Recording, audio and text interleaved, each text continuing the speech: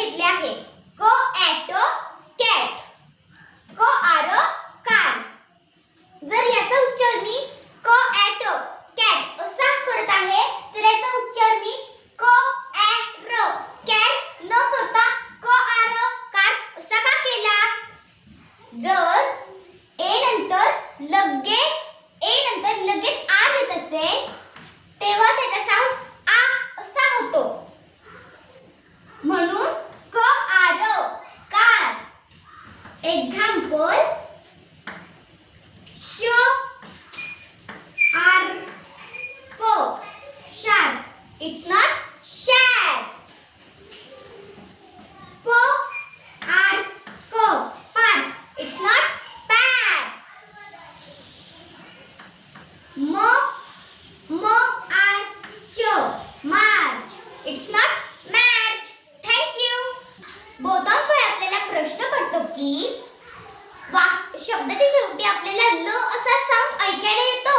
मग तिथे L E लिहायचा, ए एल लिहायचा का ई एल लिहायचा? जेव्हा शब्दाच्या शेवटी ल असा साऊंड येतो त्याच्या अगोदर जर ब क ड क ग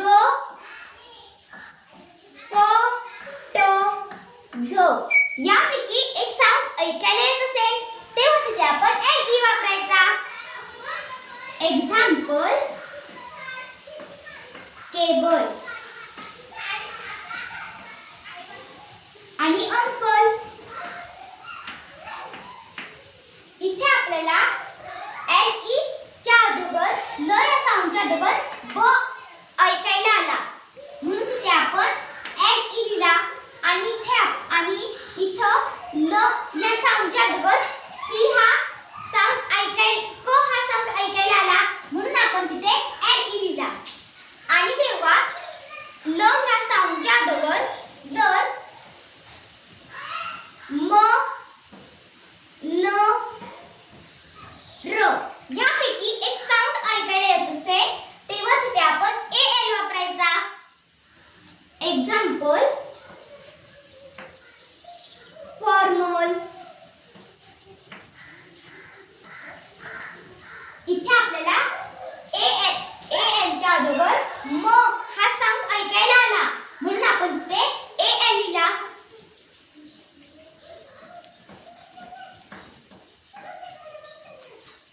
फायनल.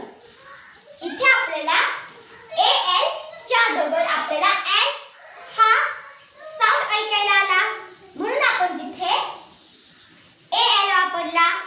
आणि याला एक अपवाद सुद्धा आहे बरं का.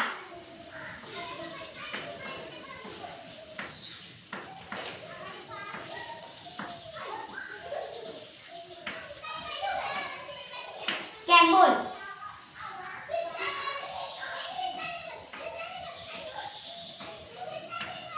आणि टनेल जे ह्या रूलला फॉलो करत नाही.